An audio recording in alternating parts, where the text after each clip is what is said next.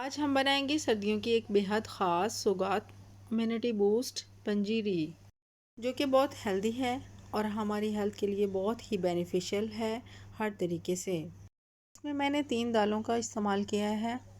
दाल मूंग, दाल माश, दाल चना। दाल माश को 2-3 पानी से साफ़ करने के बाद अब मैं इसको ग्राइंड करूँगी। इसमें थोड़ा सा पानी डालूँगी और साथ में इसको ग्राइंड करूँगी और एक स्मूथ सी पेस्ट बन जाएगी। स्मूथ की हुई पेस्ट को मैं एक अलग बर्तन में डाल दूँगी। सेम इसी तरीके से दाल मूंग को जग में डालूँगी, उसमें पानी ऐड करूँगी और उसका भी एक स्मूथ पेस्ट बनाऊँगी। पानी की क्वांटिटी कम रखनी है और एक थिक सा पेस्ट बनाना है। मूंग दाल का भी पेस्ट उसी पॉट में डाल दूँगी।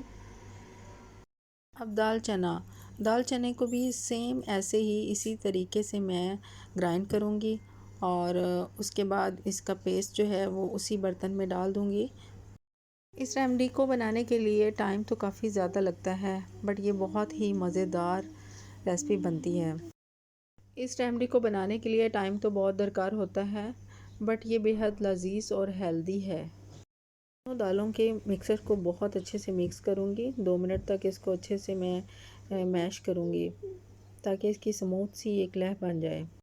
गाइस, अब एक कढ़ाई में हम देसी घी डालेंगे और जो पेस्ट मैंने बनाई थी उस पेस्ट के हम थोड़े बड़े बड़े पकोड़े बनाएंगे। तो गाइस, जब हमने पेस्ट बनानी है पानी की क्वांटिटी बहुत कम रख के बनाना है। अगर हम पानी की क्वांटिटी थोड़ा ज़्यादा कर देंगे तो ये जो पकोड़े हैं वो हमारे पैन के साथ जुड़ेंगे।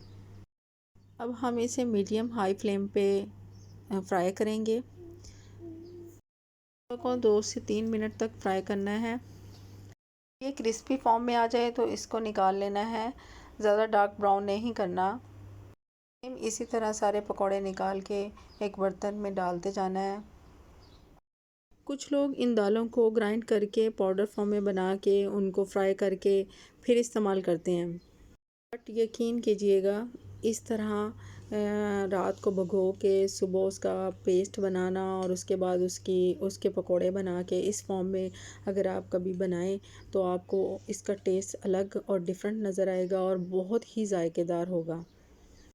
पकोड़ों को गरम गरम साथ अलग से चॉपर में मैं चॉप करती जा रही हूँ, क्योंकि ठंडा होने की सूरत में ये चॉप होने में थोड़ा प्रॉब्लम करेंगे। तो गाइज़, इसको बहुत बारीक फॉर्म में पेस्ट इसका नहीं बनाना, इसको थोड़ा मोटे फॉर्म में चॉप करना है। इसी तरह आप सारे पकोड़े चॉप करते जाएं और एक खुले बर्तन में डालते जाएं ताकि ये ठंडा हो जाए। तो हुए बड़े पकोड़ों को 2 हिस्सों में करते जाएं ताकि आसानी से ग्राइंड हो जाएं। रेमेडी को बनाने के 3 स्टेप हैं। फर्स्ट स्टेप ये है कि ओवरनाइट दालों को भिगो के रखना है। सुबह उसको अच्छे से पानी से निकाल के उसको ग्राइंड करना है। उसके बाद ग्राइंड करने के बाद उसका पेस्ट बना के मिक्स करें और उसके बाद उसके पकोड़े बनाएं। किया हुआ मटेरियल एक अलग बर्तन में डालते जाएं। सेकंड स्टेप में अब हम एक कढ़ाई लेंगे जिसमें हमें सभी ड्राई फ्रूट को थोड़ा सा रोस्टेड करना है। 2 चम्मच देसी घी डालूंगी और साथ में बादाम 3 कप जाएंगे। बादाम के साथ ही मैं इसमें दूसरा ड्राई फ्रूट डालूंगी, काजू के साथ ही पिस्ता। इन तीनों को मैं इकट्ठा सौते करूंगी। इसको ज़्यादा डार्क ब्राउन नहीं करना, इसको लाइट ब्राउन रखना है और 2 से 3 मिनट मीडियम फ्लेम पे इसको हमने पकाना है। क्रंचीपन आने की सूरत में इसको एक अलग बर्तन में निकालते जाएंगे। तो गाइज़, इसमें ऑयल हमने इस्तेमाल नहीं करना, देसी घी इस्तेमाल करना है। इसमें नेक्स्ट ड्राई फ्रूट जाएगा अखरोट के मैंने 3 कप लिए हैं। भी 2 से 3 मिनट के लिए रोस्ट करें और अलग बर्तन में निकाल लें। अब नेक्स्ट मैं इसमें डालूँगी 2 चम्मच देसी घी और 3 कप मखाने लो कैलोरी स्नैक्स हैं, तो ये आपके वेट मैनेजमेंट के लिए बहुत अच्छा काम करते हैं। मखाने प्रोटीन का बहुत अच्छा सोर्स है। 2 चम्मच घी जाएगा, उसको प्रॉपर गरम करने के बाद इसमें आपने गूंद डालनी है। तो हाई फ्लेम पे पकाएं जब तक ये मोटे फॉर्म में फ्राई ना हो जाए, तब तक इसको फ्राई करें। इम्यूनिटी को स्ट्रॉन्ग करता है, हार्ट स्ट्रोक से बचाता है और हमारी हड्डियों के लिए बहुत फ़ायदेमंद है। 2 चम्मच देसी घी के साथ ही मैं इसमें ऐड करूँगी चारों मग्स, उसको भी लाइट फ्राई करूँगी। अब इनको अलग बर्तन में निकालने के बाद लास्ट प्रोसीजर होगा किशमिश को फ्राई करना। इसमें भी 2 चम्मच देसी घी जाएगा और इसको लाइट फ्राई करूँगी। जैसे ही कलर चेंज होगा इसको निकाल दूँगी। सबसे पहले मैं बादाम, काजू और पिस्ते को चॉप करूँगी।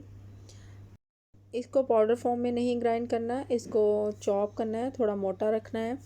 इसी तरह मैं सारे ड्राई फ्रूट को तमाम ड्राई फ्रूट को इसी तरह मैं 1 बाय 1 चॉप करती जाऊंगी और इसका पाउडर फॉर्म नहीं करना, इसको थोड़ा मोटे फॉर्म में आपने ग्राइंड करना है। क्वांटिटी में तमाम ड्राई फ्रूट जो रोस्ट हुआ है ना उसको अलग से मैं रख लूँगी ताकि उसको लास्ट पे मैं डालूँ। जी तो गाइज़ अब हमारा थर्ड स्टेप जो कि लास्ट स्टेप है वो स्टार्ट होगा। एक बड़े पैन में हम देसी घी डालेंगे। दालें मैंने सारी ग्राइंड करके रखी हुई थी, अब वो सारा मटेरियल इसके अंदर डालूँगी। स्टेप मैं तमाम ग्राइंड की हुई दालों को इसके अंदर डालती जाऊँगी और जहाँ मुझे ऐसा लगे कि इसमें देसी घी की क्वांटिटी कम है वहाँ मैं उसमें और डालूँगी। इसको 30 मिनट तक मीडियम फ्लेम पे पकाती जाऊँगी और दालों की एक ख़ास खुशबू जो आने स्टार्ट हो जाएगी, जो इसका कच्चापन है वो ख़त्म हो जाएगा।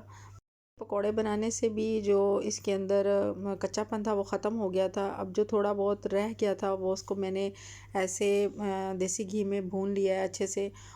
ब्राउन कलर होने की सूरत में ये दालें जो हैं सारी की सारी पक चुकी हैं। अब इसमें ब्राउन शुगर ऐड करूँगी और ब्राउन शुगर ऐड करने के बाद मैं इसको अच्छे से मिक्स करूँगी। फिर जितनी मैंने जो मटेरियल रखा हुआ था ग्राइंड करके नट्स का वो सारा का सारा इस में डाल दूँगी। हम अज़ा को अच्छे से मिक्स करने के बाद 5 से 10 मिनट के लिए मैं इसे लो फ्लेम पे पकाती जाऊँगी। याद रखिएगा इसमें चम्मच लगातार हिलाना है ताकि जल ना जाए। रेमेडी को ज़रूर बनाइएगा और फीडबैक दीजिएगा। सर्दियों की इस सौगात को ज़रूर इंजॉय कीजिएगा। रेसिपी पसंद आने की सूरत में फ़ीडबैक दीजिएगा। इसने इस रेमेडी को बनाया और इंजॉय किया कमेंट बॉक्स में ज़रूर बताइएगा। Thanks for watching.